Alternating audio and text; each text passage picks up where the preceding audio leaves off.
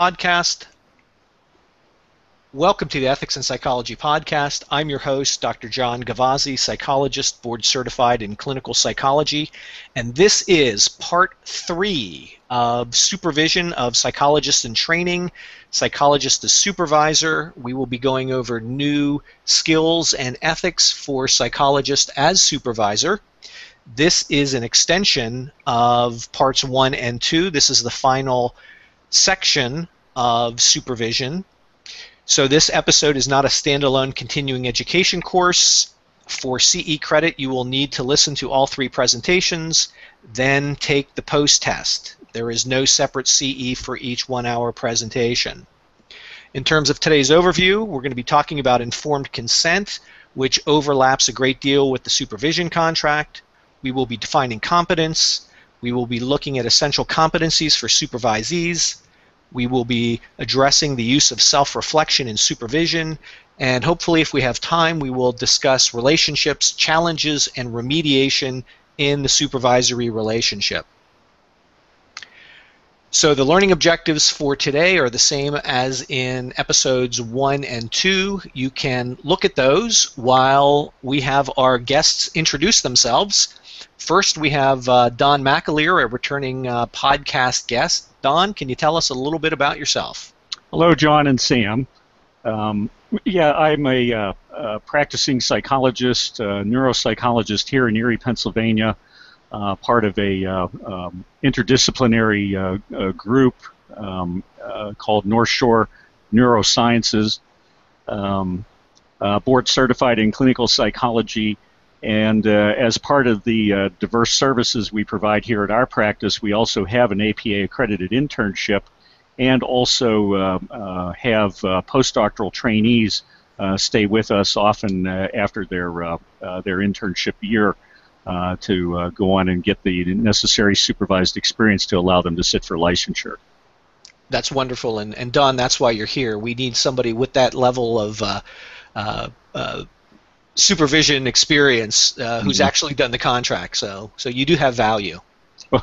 I'm touched. And Sam, you're a returning guest from episode 2, and you helped pull together all of this information about supervision. So what do you have to say to the folks out there? Always glad to be here, and looking forward to a good conversation. Great. Okay. So as I said, we'll be talking about informed consent, which will overlap with the supervision contract. So in terms of informed consent, and Don, I'm going to just read over a couple of these, but if you can then jump in. Are you going to put them up on the screen, John, so we can see them? Or? They're up. They're up on the screen. Oh, okay. Can you not see there them? We go. Okay, now I'm good. Thank you. You're welcome. So we're going to be looking at the conditions of supervision, client privacy, disclosure of trainee status, documentation of consent, job duties and required experiences, evaluation, supervisee privacy, supervisor credentials and theoretical orientation, hopping to the next one, supervision boundaries, multiple relationships, supervision exploitation, supervision power differential, required self-disclosure, personal growth activities, and fees. So sorry that I went over those so quickly, but Don, fill some of those in for us. What do you think are the important components here? Well, obviously, John, they're all important, but in looking at the informed consent for supervision and for the postdoctoral year, we usually melt these together in terms of a contract that covers, as far as conditions of supervision, the number of hours that are going to be required, although this probably goes into other aspects as well, but some of our interns are looking for specific types of training. For example, in neuropsychology, someone else might want to do more direct clinical work. So we not only talk about the conditions of supervision, which would be number of hours of supervised experience per week, how many are group, how many are individual, who those supervisors are going to be, but then also teasing out what types of training experiences the person is going to want to have during their year with us. We also talk about the nature of the supervision, avoid the possibility of multiple relationships going on. Some supervision is perhaps a little more didactic. Some of it might, for some people, might be geared a little bit more towards professional growth and identity development as a psychologist. Sometimes supervision takes on a quasi-therapy role. We would certainly want to disclose that up front if that is something that the intern wishes to partake in. But it's unlikely that we would want to emphasize that. We also discuss evaluation policies, and we have what we refer to as a competency assessment form that actually goes through various areas of clinical practice, such as legal ethical matters, supervision, psychotherapy, consultation, and so forth, and allows us to rank the person as far as their level of competence in that. So I see it as a good foundation for getting someone started in their postdoctoral year. Right. And Sam, what are your thoughts on some of these aspects of informed consent? Well, I think this is very good summary, and some of them are mandated by state board regulations. For example, informing patients of the trainee status is mandated by the State Board of Psychology. But this is a good list because it also helps describe what the supervisory experience is actually like. Don, how much do you go into your own credentials and theoretical orientation as part of informed consent? Do you do a lot of that? Relatively little, John and Sam. The main factor in that is that all of our postdocs that we've had so far have already spent a year with us as a predoctoral intern. So in essence, the intern is pretty well familiar with the theoretical background, the training experiences, and so forth of the 7 people here in the practice. To a certain extent, the postdoc resident has an option to choose one of us as the primary supervisor. So, for example, this year I have a postdoc resident who actually kind of picked me, but then as a secondary supervisor, she picked one of the women in our practice, one of the female partners in our practice, in order to try and get also the perspective of a early career female in the realm of psychology. So we don't necessarily emphasize that, but again, because they've been with us for a year, they pretty much know what the people do and what our background is and how we approach things. That sounds like a real advantage. Mm-hmm. Yeah.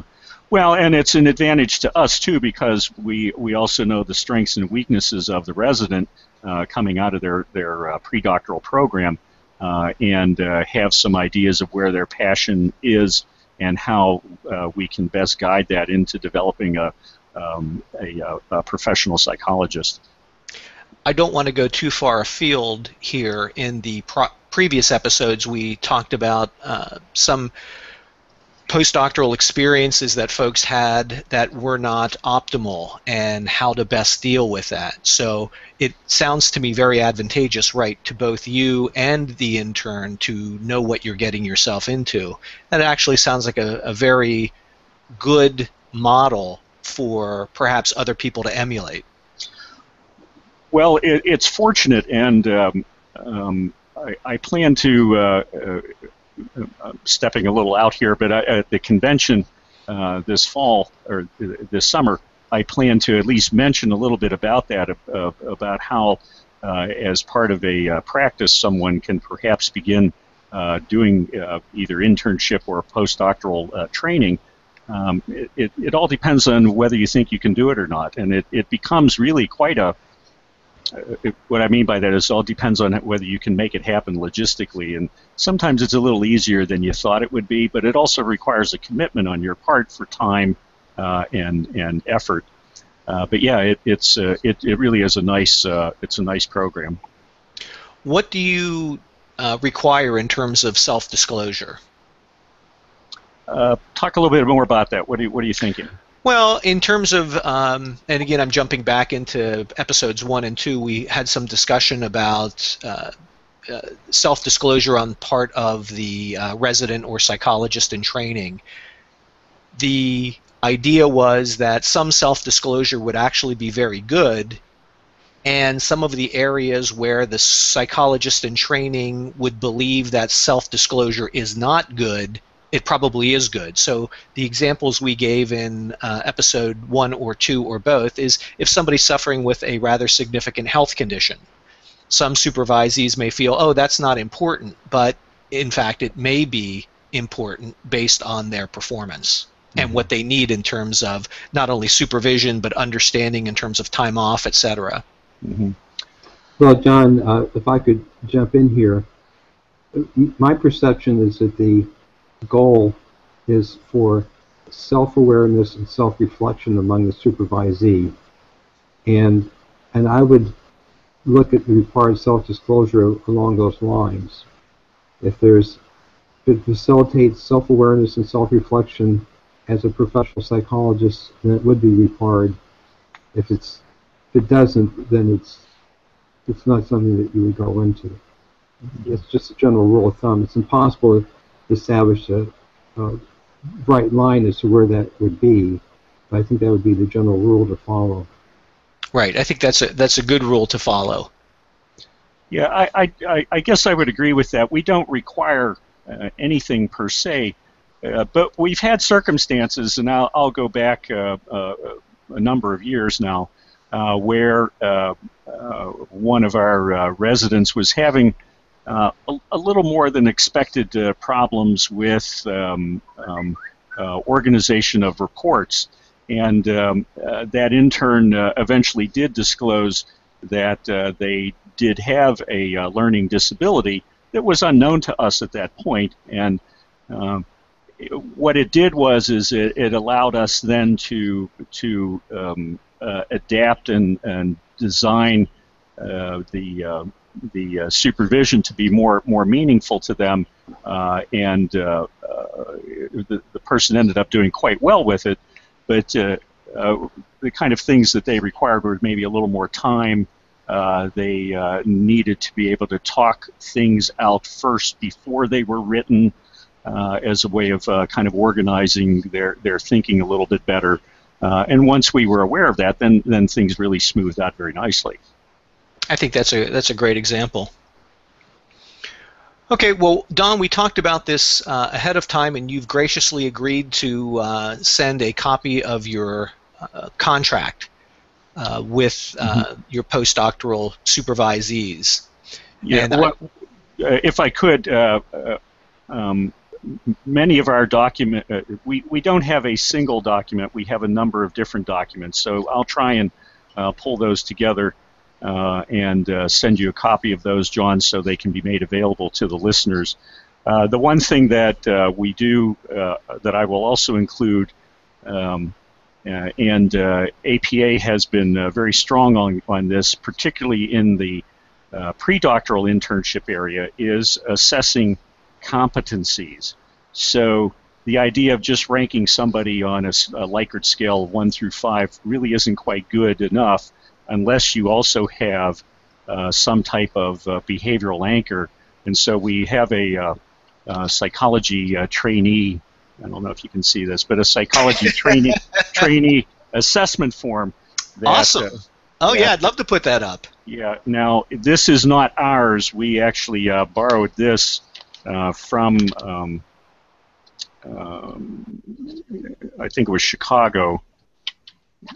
Let me look here. The Chicago VA health system. And this is really quite nice because it delineates areas of competency such as professional conduct, ethics, and legal matters, under which then there are a number of behaviors such as professional interpersonal behavior, seeks consultation, supervision, uses positive coping strategies, professional responsibility and documentation, efficiency and time management, knowledge of ethics and law, and so forth. And then under each one of those, there's competency rating descriptors ranging from advanced skills to needing remedial work with several in between. So we'll include that as well, because that helps to also clarify we use this in supervision. We have the residents rank themselves, and then the supervisory ranking, and then we compare where they think they are and discuss areas for improvement. So I'll include that as well. Okay, great, because we're going to be talking about competency in a little bit, and maybe we can get back to that. Mm-hmm. But in terms of the contract, though, like you said, many of these, you have your interns, they're already aware of that because they're working within your system. That's correct. So they understand your background, what the responsibilities and requirements are, what their responsibilities are, potential supplemental requirements, confidentiality policies, documentation of supervision, which you're already talking about with some of the assessment forms, financial policies, risks and benefits of supervision, the evaluation process, what you talked about, complaint procedures and due process. I'd like to come back to that. Professional development goals and duration and termination of supervision. So those are all good things to be putting in the supervisory contract or supervision contract. But in terms of complaint procedures and due process, since you do this, is there a procedure that you have in place for this? Essentially what we do, John and Sam, is utilize the same complaint and due process procedures that we have in for the pre-doctoral internship. So that's a clearly delineated policy with the graduated steps of due process and the right of appeal and so forth. Okay, great. So it's essentially the same one that we use for our pre-docs. Okay, and that's on your contract you're going to be sending? Well, that's in another place. So as I'm sitting here thinking about this and looking a little bit unorganized to those that'll be watching this, perhaps it would be good if we actually drew all this into one single contract for the postdocs. Don't worry, I'll edit some of this out. Okay. I don't mind. But this is also an example, I guess, of real world happenings where you do have all these pieces, and they're in other places, and we know that we cover them all. But it would be much easier and much more convenient if it was all in one place and we said, "Oh, okay, here it is." But again, many of all of our postdocs to this point have been experiencing all of these things through the pre-doc internship. So we just simply extend it into the postdoc, and then also with the specific expectations in the postdoc year of what are the training experiences, what would you like to hone in on, and also the number of hours required. And we also cover for Pennsylvania, those who will be listening from Pennsylvania, we created a checklist of the specific state board requirements for supervisors and supervision. So we always go over that in the first session of the postdoc year. That's great. Sam, what are your thoughts on the components of a supervision contract? Well, I think these are very good. I did have some thoughts about theoretical orientation. Okay. And Don, I'm remembering a meeting we had in Harrisburg where internship directors such as yourself spoke to doctoral trainers about what they were looking for in the ideal candidate. Mm-hmm.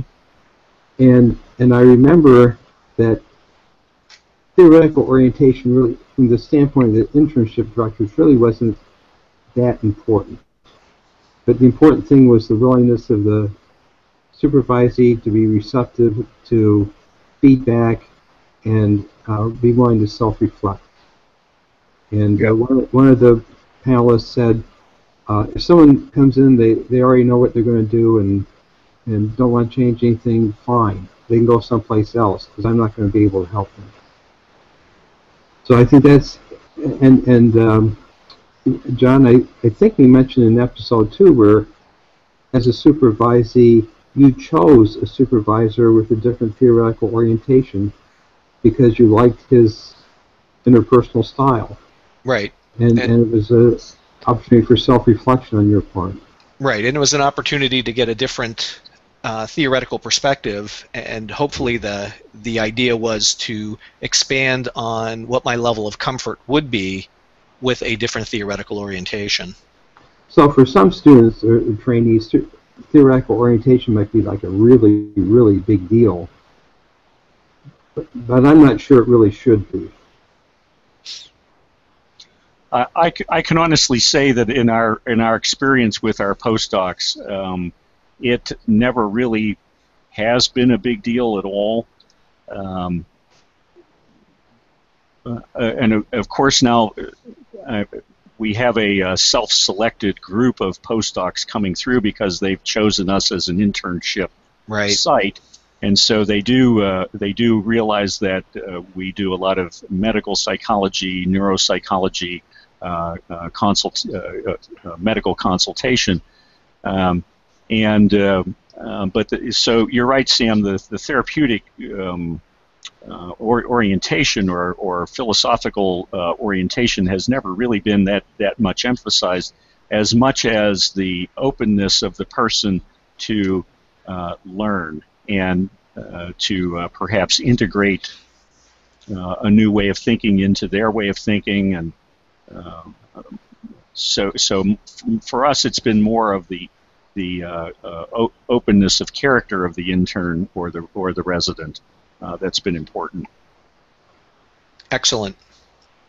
All right, well, let's jump ahead then, since we'll have some resources on the Ethics and Psychology site for both interns and folks who want to do the postdoctoral supervision. Let's move on to defining competence. So what we're looking at in this section is having the supervisee develop as a psychologist.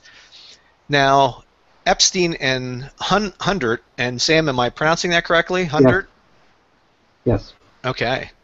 Define competence as the habitual and judicious use of communication, knowledge, technical skills, clinical reasoning, emotions, values, and reflection in daily practice for the benefit of the individuals and communities being served. So why is that such a great definition for you, Sam? It has three components. The first is that competency is both habitual and judicious, which means it's a habit that you engage in every day, but also it's judicious in that sometimes you have to use special judgment. It has components, and they list several components.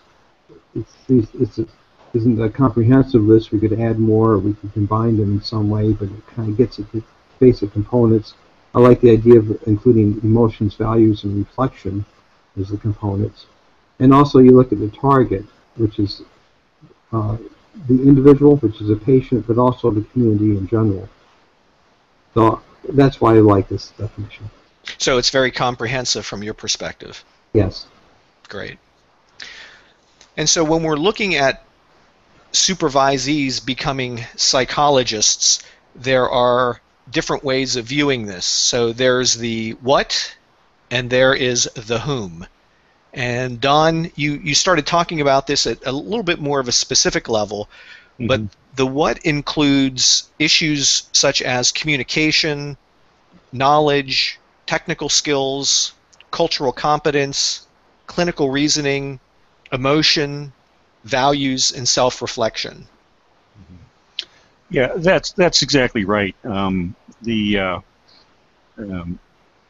In order to be a professional psychologist, you have to have a certain body of knowledge that is beyond the capability of the average person to understand, a certain methodology and body of technical skills, and then to be able to use those technical skills in combination with the knowledge in a clinical reasoning process to be able to come to some diagnosis or formulation of the client's condition, and then again some knowledge about how to take that person from where they are to where they'd like to be, and then most importantly, I think, to be able to communicate that in a clear and effective fashion to the client, to interested parties like family members, to help affect the change in understanding. Absolutely, I think that this makes a lot of sense, John, in terms of looking at the overall picture of what are we training people to be able to do. Right. Sam, some of your thoughts? Yeah, I think these are good. They correspond roughly to the clinical competencies that Don is referring to. Like I said, you can split these up and combine them in certain ways, but if I was to create the list, it'd be slightly different, but this is fine for discussion purposes. Right. And I think that doing continuing education for a lot of psychologists, I think that the emotional component and the values component, those are some of the things that I focus my trainings on with ethics and morality. And I'm amazed at the number of people who come up afterwards and talk about the issue about values, and there's not enough clinical psychologists talking about values and how values impact the psychotherapy relationship, and how many times psychologists underestimate how their own values influence their daily lives.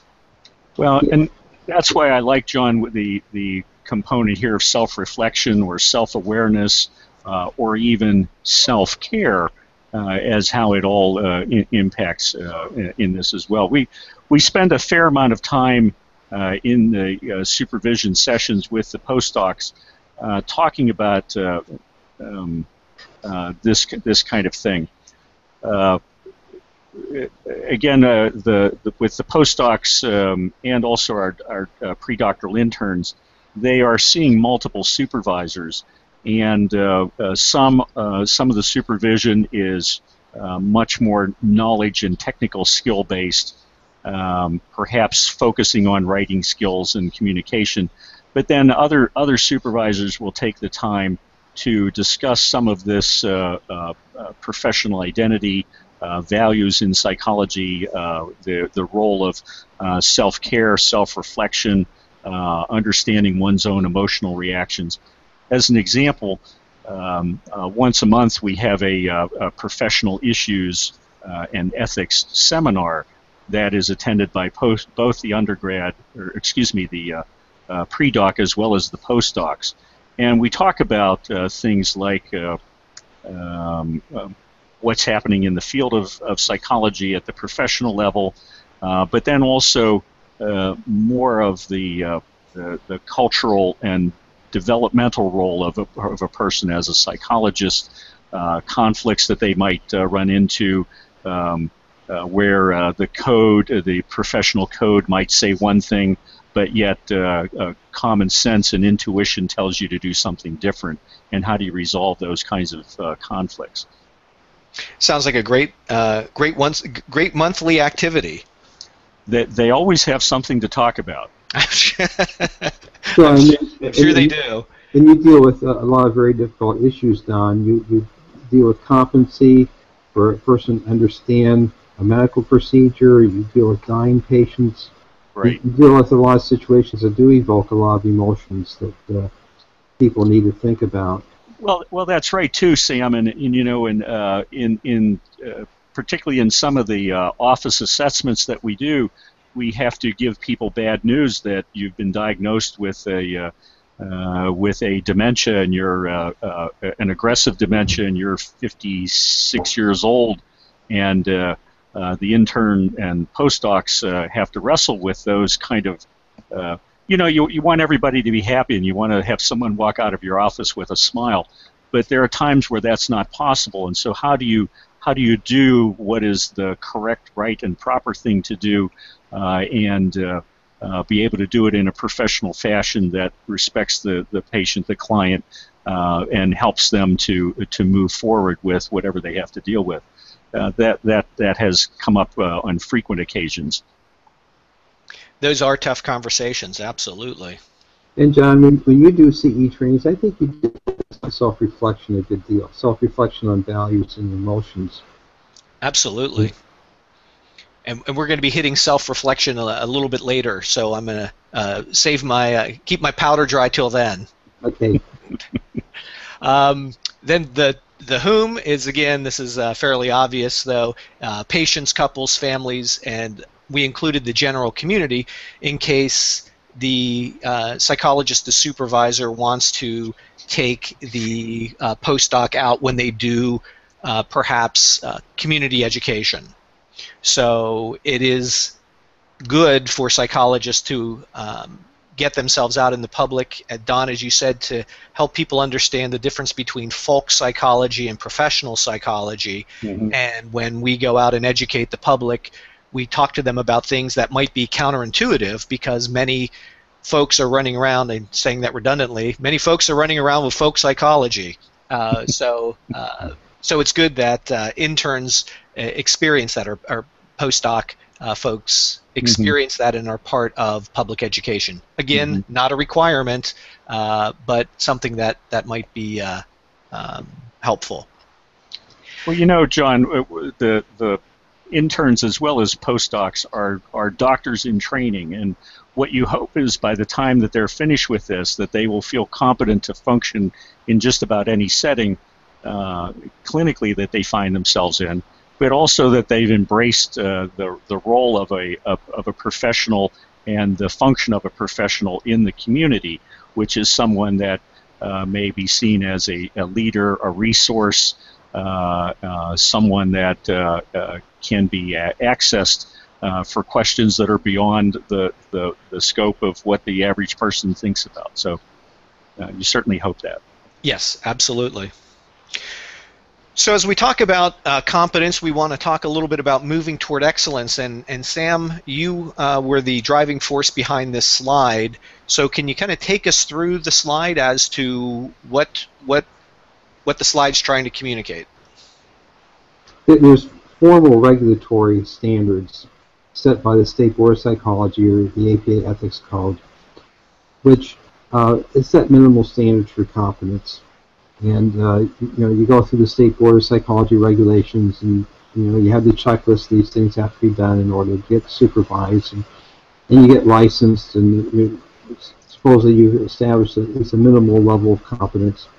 But we don't want to be just minimally competent. We want to be really good at what we do. We want to excel, and that requires internal and informal standards.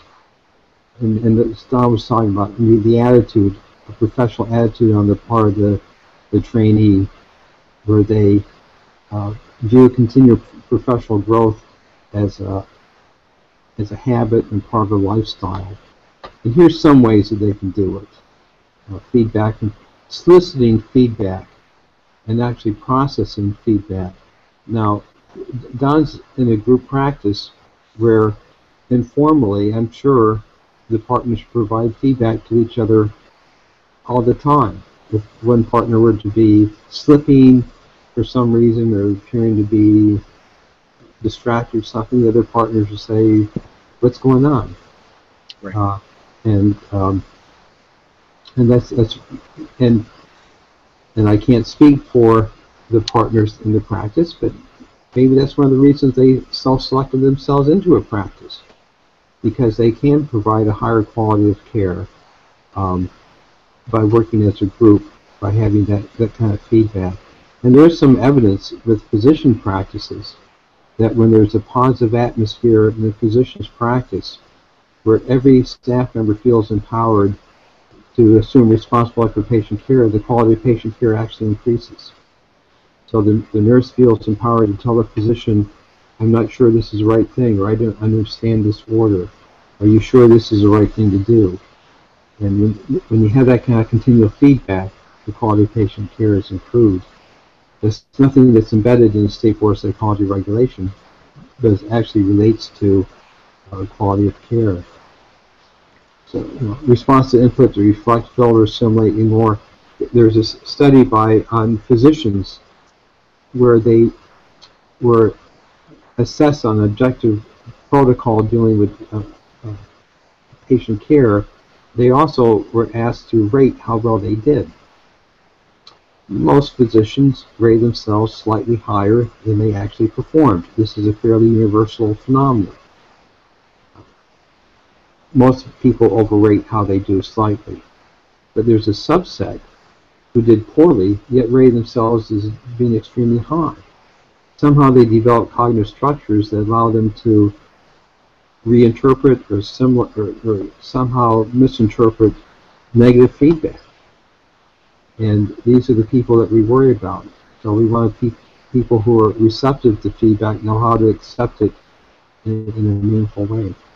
Right. And I think the way that this is set up as well, at least this is one of my takeaways from the chart, is that these external or formal ways of thinking about movement toward excellence do not focus on individual drive, individual motivation, Right. and these things are all external. And my hope, and this is what you spoke about earlier, Don, is we're trying to help these folks develop a sense of identity. What is the role of a psychologist, not only in the office but in the community? And many of these things are looking at your own personal development in terms of professional development. But I think that there is a whole nother component to this as well, where individuals are developing to be part of a community. Well, and I hadn't thought about this too much until I looked at this slide in anticipation of today's call here about the informal nature of things. And one of the things that does happen both with interns as well as postdoc residents is they are watching us. They are picking up on attitudes of methods of professional interaction. As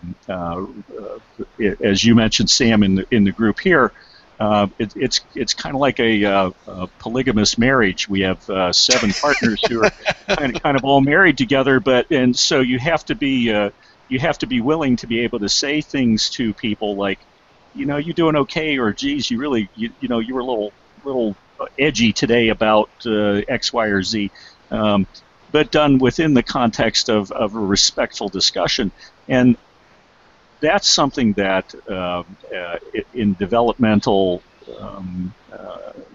movement that the intern has to see as well. And I think they pick it up in these more informal ways through our own role modeling as well. In medicine, that's referred to as the hidden curriculum. And it takes conscious effort to create that positive organizational culture, but it really is very important.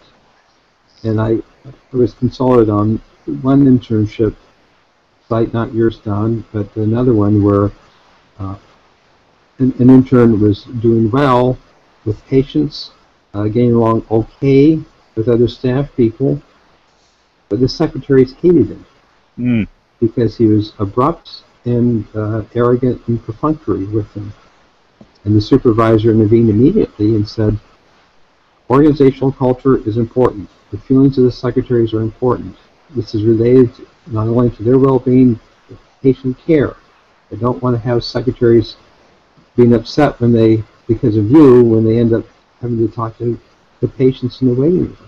Straighten it out. That's interesting, Sam, because in our internship over the years, we've had 1 or 2 occasions where the intern has gotten a little huffy with the staff. They're better trained and so forth, and we've had to intervene in that same kind of way. So again, the idea of role modeling and setting the tone for effective professionalism is really important. And I'd like to give just one other example, and then we're going to move on.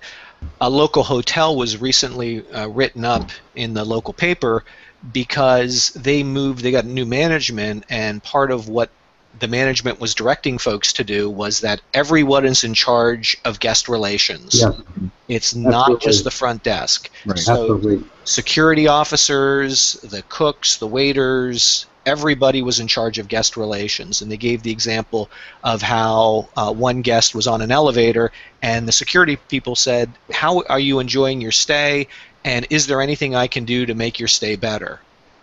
And for these people, it really made a huge difference. Well, they're like a local success story, but this is what we're talking about, creating a culture where everybody is involved with with treatment of the patients. And so, unhappy secretaries means that there could potentially be some rifts in the office that might not allow people to perform to their best potential.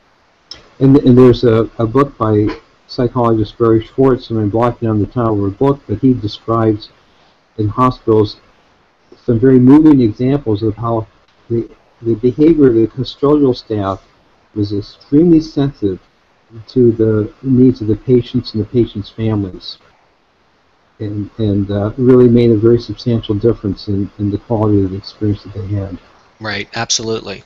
And maybe one of the CE test questions is going to be true or false. Is Don McAleer in a polygamous marriage at work? Okay. We'll ask the partners. Moving on, potential areas of supervisee development, and Sam and I put together a list of areas to focus on, and these include many of the things that we've talked about already: competence, ethics, emotional awareness, cultural issues, diversity, intervention skills, assessment skills, professional identity or autonomy, as well as motivation for moving forward as a psychologist. Any of those areas, Don, that you want to address? Well, I would agree with all of them as the core. I would add other ones that we also look at of scientific inquiry, to be developing an area of competence in that, professional consultation, which I suppose is kind of a identity and autonomy, but also how do you see yourself fitting into the larger picture of a health care professional. Yeah, basically I agree with all of these things. I would just add a few more to them. Sure, and that's what the idea. Feel free to add to the list. So yeah, I saw that. Yeah, this is right. Not meant to be comprehensive, but right. These are things you could focus on. But since this is the Ethics and Psychology podcast, well, John, if I could, one more thing that if you could go back. This is particularly relevant for the postdoc. That beginning to develop their own supervisory skills and beginning to in the postdoc year learning about what it's like and experiencing what it's like to be a supervisor. So in some cases we have the postdoc doing some supervisory experiences with our pre-doc interns, as providing that as a graduated experience for the total package of a psychologist. That's excellent. And I would be remiss, since this is the Ethics and Psychology podcast, to not mention ethics. So hopefully that when supervisors think about ethics, that they immediately think about the Ethics and Psychology site, which is at www.ethicalpsychology.com. It's very easy to remember. But also in terms of ethics, it's not just the rules and the regulations and the case law, and it's not just the APA ethics code and the APA guidelines for psychologists, but it's also ethics as providing the highest quality of care. And Sam, you've been a leader in positive ethics. So any thoughts about reaching for the ethical ceiling? Well, I think it's a good thing to do. I agree with you, and my hope is that supervisors who are listening to this think about ethics not just in the rule-based manner, but also in the ways that you can see ethics as a higher calling and trying to do your best rather than trying to do just enough to get by. And there are plenty of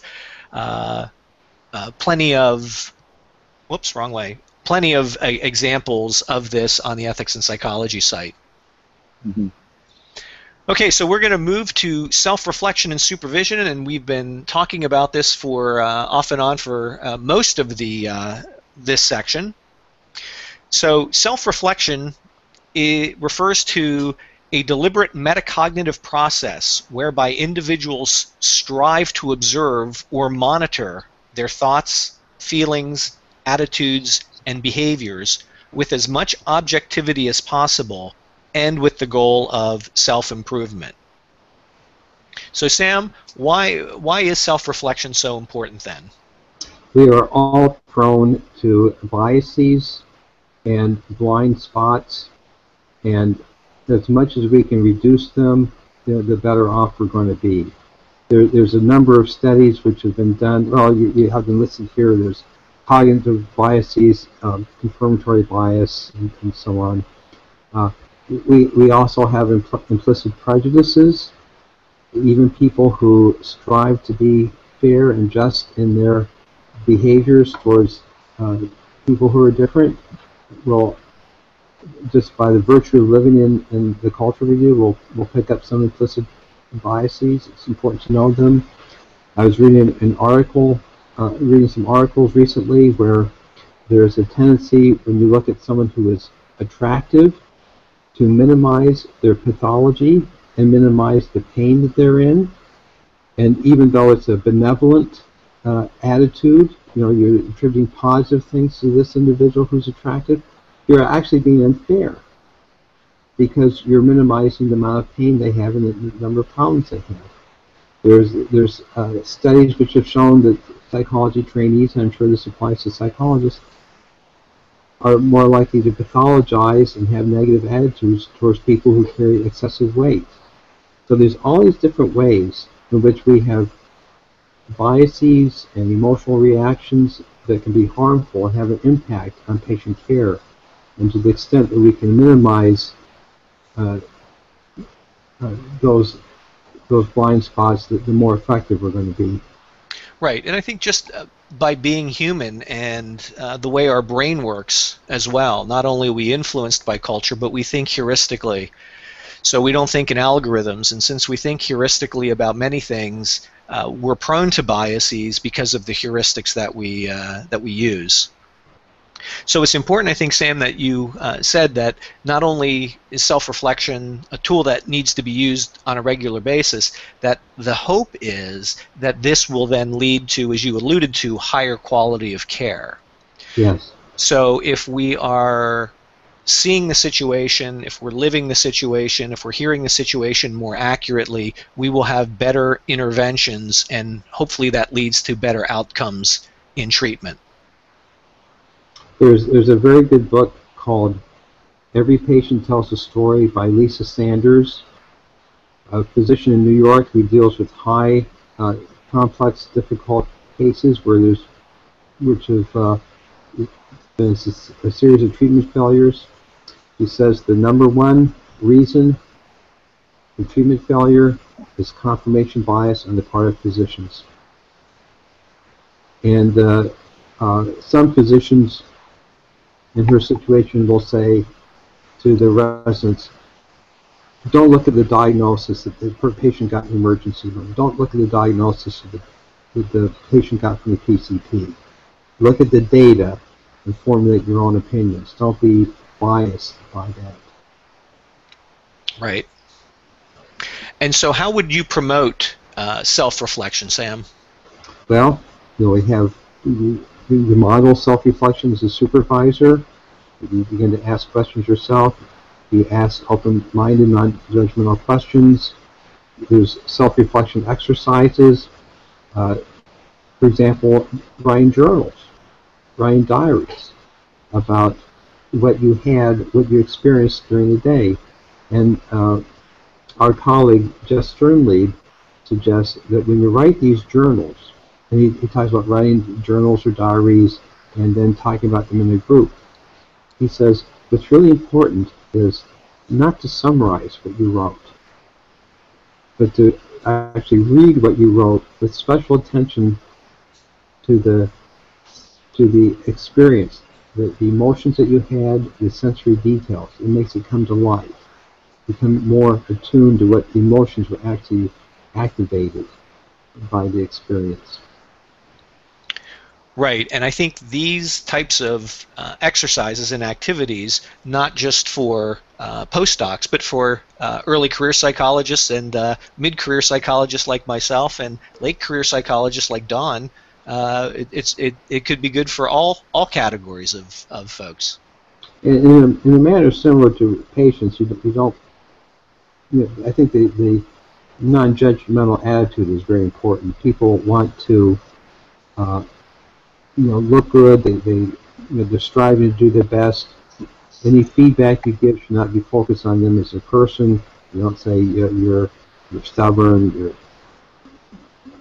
you're not astute. You need to focus on the behavior.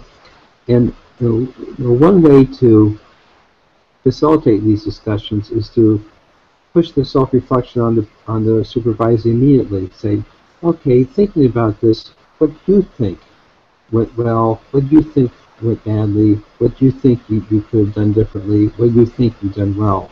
You want to focus on not only failures but successes. You can learn from successes. Okay, what was there in this experience that made it successful?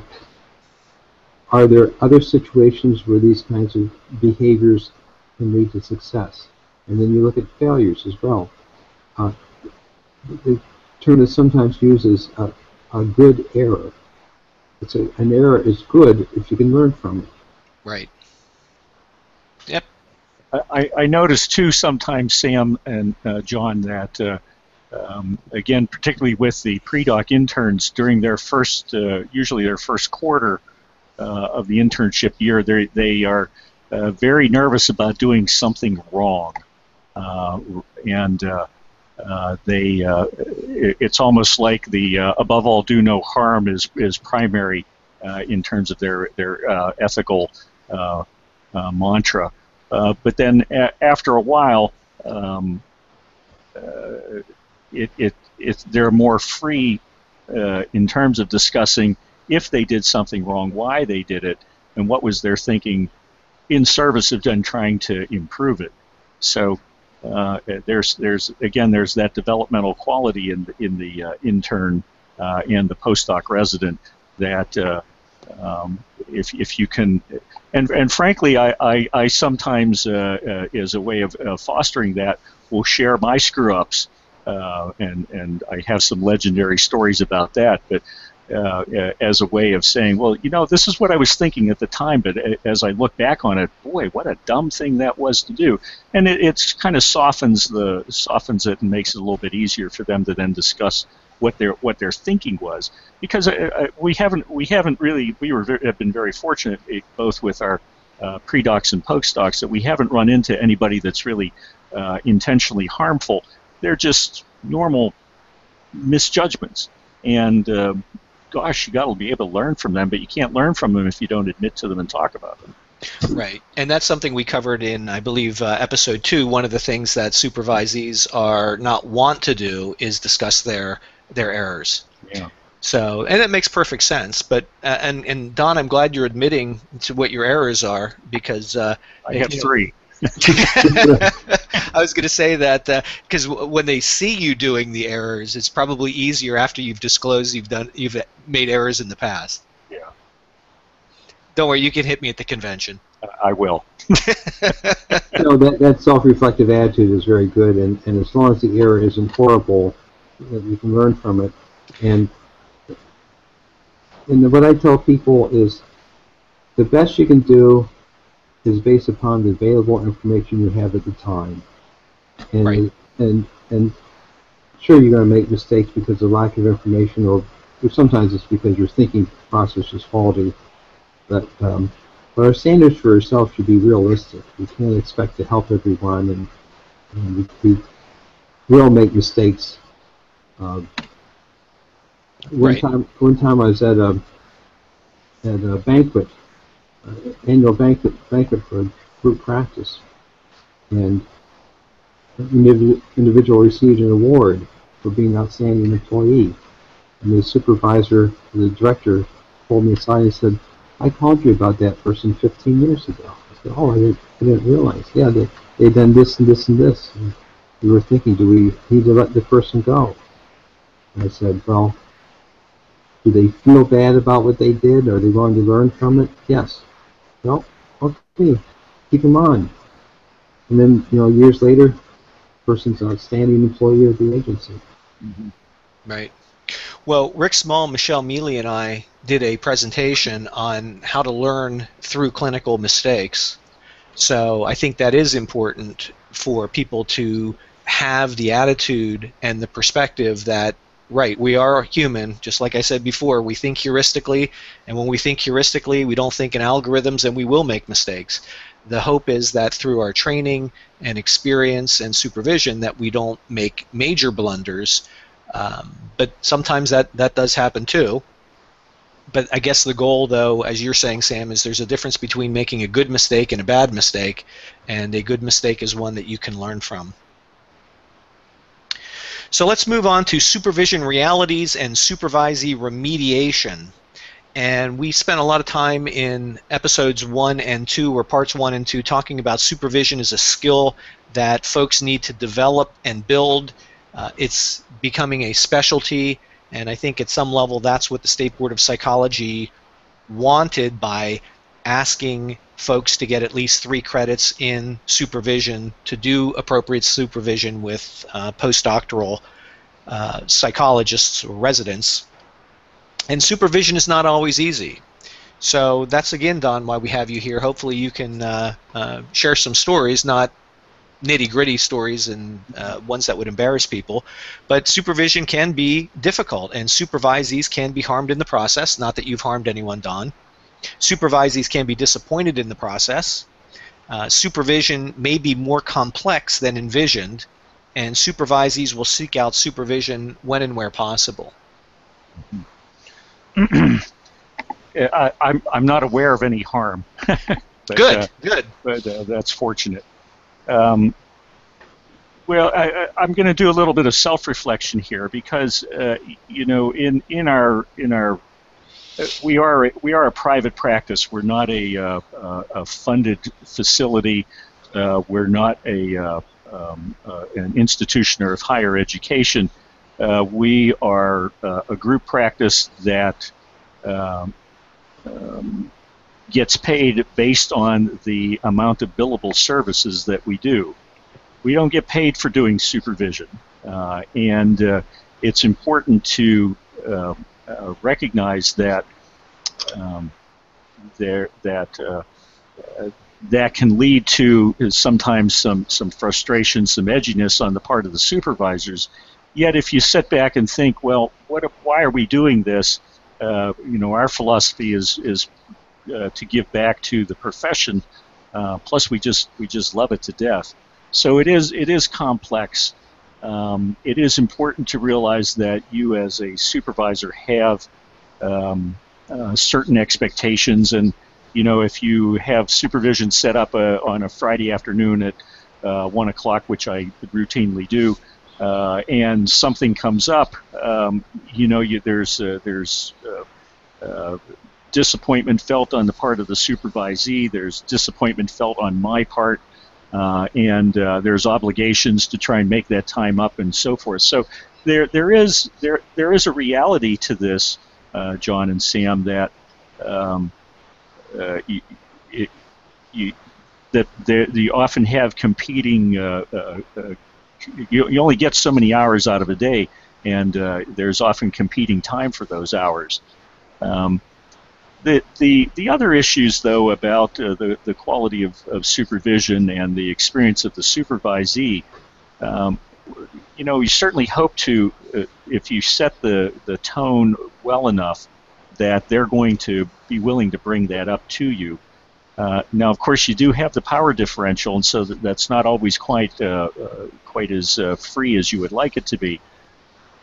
But it calls on you then to also to be able to look at and be sensitive to the supervisee. For example, if they come in kind of unprepared, or they're always a few minutes late, or 15 minutes late, or they're the ones that are saying, you know, can we reschedule this to another time? This last point here, supervisees will seek out supervision when possible. The one benefit that we hear continuously back in our feedback requests from our supervisees is that it's good that there are 7 of us, because somebody is always available, that there's a door that's always open, that if your primary supervisor or your secondary supervisor is not available, you can walk in to a licensed psychologist's office and somebody will spend some time with you to go over things. And that's a great benefit to have, and that's a great part of your model. Mm-hmm. But again, there are the realities of, especially in our kind of situation where and not everyone, we have seven people, but not everyone functions as a primary supervisor. We sort of take our turns, but not everybody picks that up because they say, I just have too much to do, and that's fine. I would rather you do that than try and take on a supervisee and then be disappointed and then develop your own reactions to, oh crap, I have to deal with this supervisee for this hour and I got a ton of other things to do. Right, so, right. As we go ahead. No, you go ahead. Well, I was just saying. So rather that you as the supervisor need to be aware of what your priorities are. Right, and that's what Jay Mills had said in the other podcast, is that it really is a labor of love, so to speak, is that this is something that does take a lot of time, energy, and effort on the part of the supervisor. So that we don't end on a down note, I think we're going to end up with this slide, which is ways of enhancing effective supervision. And Don, you already talked a little bit about this, is about mutual agreement about supervision goals. So you talked a little bit about, informed consent and some of the things that happen in your practice.